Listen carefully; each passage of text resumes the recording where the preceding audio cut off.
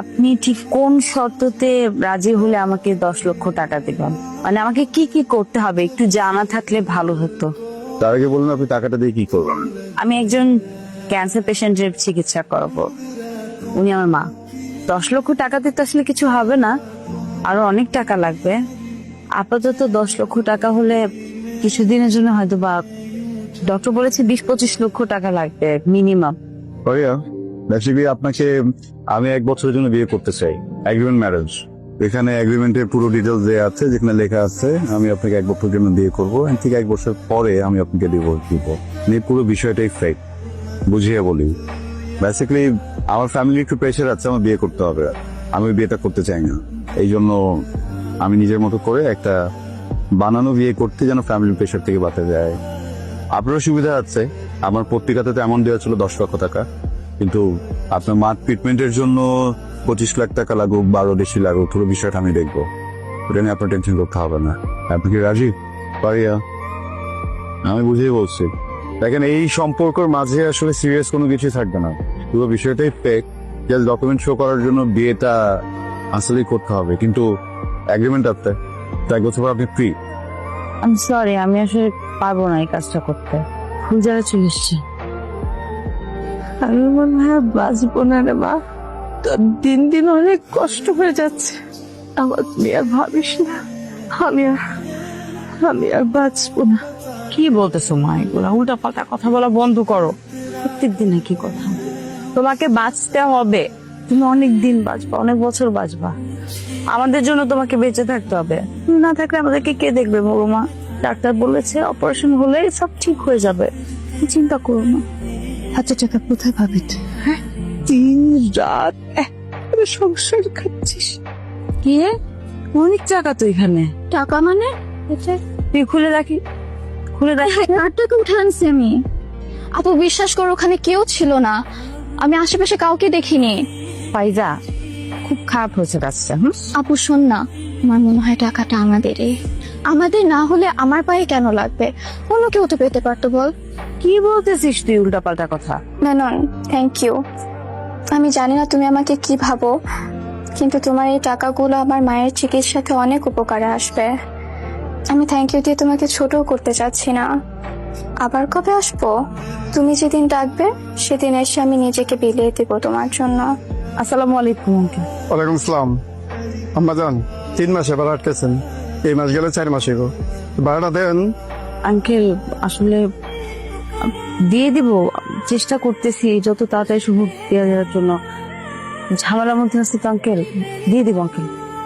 দিচ্ছি করে তো দিচ্ছেন না, টাকাটা দেন, আমার একটু উপকার হইব। হ্যাঁ, আমি আপনার এগ্রিমেন্টে সাইন করতে রাজি আছি, আজকেই করব।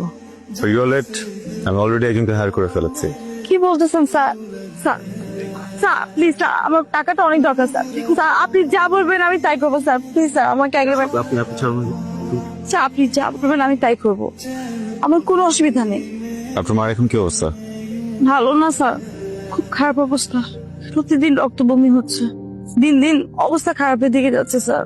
ডক্টর বলেছে যত তাড়াতাড়ি সম্ভব ট্রিটমেন্টটা শুরু করতে হবে, আমি তখন দেরি হয়ে যাবে। সরি, আমার গার্লফ্রেন্ডের নাম নীরা, ও দেশের বাইরে থাকে। বিশেষ একটা কারণে এই মুহূর্তে ও চাইলেও দেশে আসতে পারবে না। এদিকে আমার ফ্যামিলি আমাকে খুব প্রেশার দিচ্ছে আমি যেন বিয়ে করে ফেলি। তো আপনার সাথে এগ্রিমেন্টে বিয়েটা করছি এই জন্য যেন তাদেরকে একটু থামানো যায়। Let me explain. আমি আমার বাসায় গিয়ে মা বাবাকে বলবো যে আমি আপনাকে অনেক ভালোবাসি, আমাদের অনেকদিনের সম্পর্ক, এন্ড আমি আপনাকে বিয়ে করতে চাই। এই কথা বললে হয়তো আপনার ফ্যামিলির সাথে মিট করতে চাবে, সো বেটার হয় যদি বলি আপনি এতিমখানায় বড় হয়েছেন, আপনার ফ্যামিলিতে কেউ নেই। কি রে, কি তোর গার্লফ্রেন্ড? গার্লফ্রেন্ড ছিল, এখন বউ। বউ মানে কি? তুই একা একা বিয়ে করে ফেলছিস? না না মা, রিয়ানের বাবা, এই দেখো তোমার ছেলে তোমার কথা রেখেছে। বাবা, কি নাম তোমার? আসসালামু আলাইকুম। আমার নাম ফারিয়া। বাসায় কে কে আছে? বাসায় কেউ নেই, ও এতিমখানে বড় হয়েছে। এইটা আসল কারণ ছিল, আমি তোমাদের কারণ বলিনি, ভেবেছিলাম ওর গ্রাজুয়েশন 1 বছর বাকি আছে, শেষ করুক, তারপর তোমাদেরকে জানিয়ে দেন বিয়ের থেকে। তাই নাকি? আমি শুনেছি এতিমখানায় যারা টেক কেয়ার করে তারা কি খুব ভালো হয়। জি, আসলে ওনারা অনেক ভালোবেসেছেন আমাকে পণ্যের মতো। আর তুমি বসো না, আই বয়, আমি একটু মিষ্টির ব্যবস্থা করি। মিনিট, আমার একটা কন্ডিশন আছে। কন্ডিশন কি? দেখো, তোমাদের প্রেশারে আমি এখন বিয়েটা তো করে ফেলেছি, তো ফারিয়া এখন স্টুডেন্ট, ওর গ্রাজুয়েশন শেষ হতে আর 1 বছর লাগবে। তার আগ পর্যন্ত আমরা বিয়ের ব্যাপারটা কোথাও অ্যানাউন্স করব না। 1 বছর পরে তোমাদের মন মতো করে ধুমধাম করে অ্যারেঞ্জমেন্ট করো, ঠিক আছে? আচ্ছা, সেসব পরে দেখা যাবে।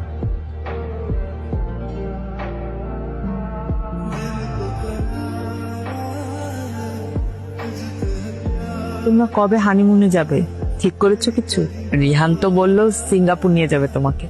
আচ্ছা, এত দেশ, সুন্দর সুন্দর দেশ থাকতে ও সিঙ্গাপুর পছন্দ হলো কেন? মা, তোমার কি কোনো দেশ পছন্দ আছে? না না মা, ওরকম কিছু নাই। ও যেখানে যেতে চাইবে। তুমি তোমার বন্ধুকে বলে রেহানের 1 মাসের ছুটির ব্যবস্থা করে দাও। আর ওই 1 মাস কিভাবে থাকবে টিকিট, প্লেন ফেয়ার কি কি লাগবে সব গোছায় দিবা। আচ্ছা ঠিক আছে, সেটা না হয় করা যাবে, কিন্তু তোমার ছেলেকে বলো আমাকে ডেটটা জানাতে, তাহলে না আমি ব্যবস্থা করব। হ্যাঁ বল। কি হয়েছে মা? কোনো সমস্যা? অবশ্যই যেতে হবে। কোথায়? আমাকে এতিমখানা যেতে হবে। আমাকে যে মানুষ করছেন আমার মা, মানে ওখানকার, উনি অসুস্থ অনেক।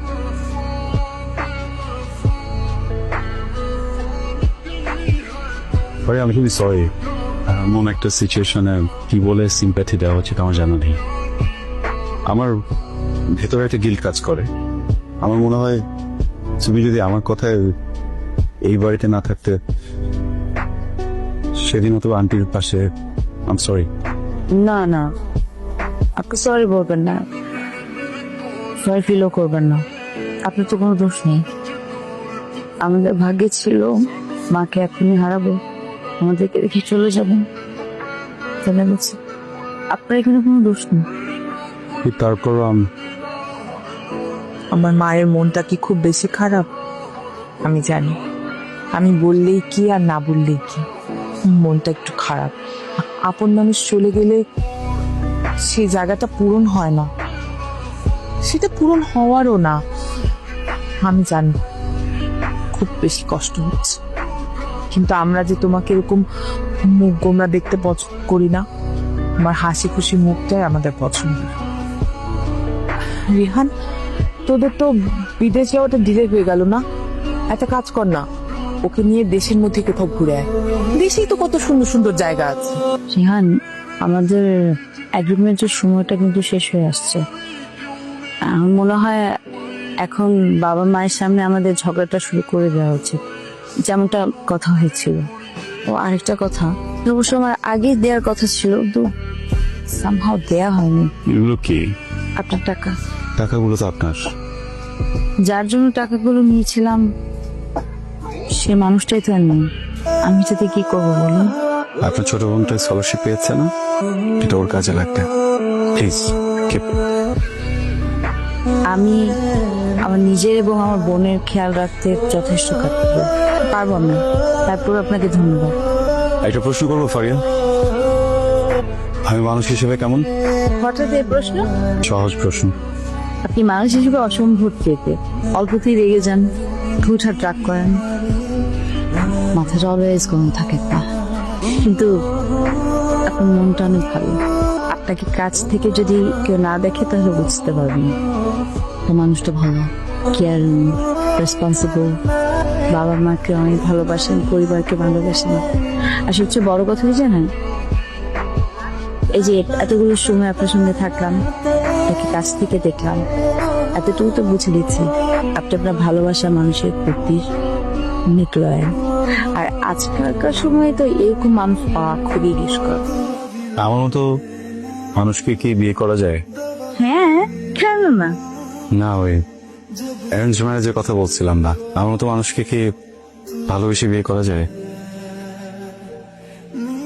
নিশ্চয়ই যাবে।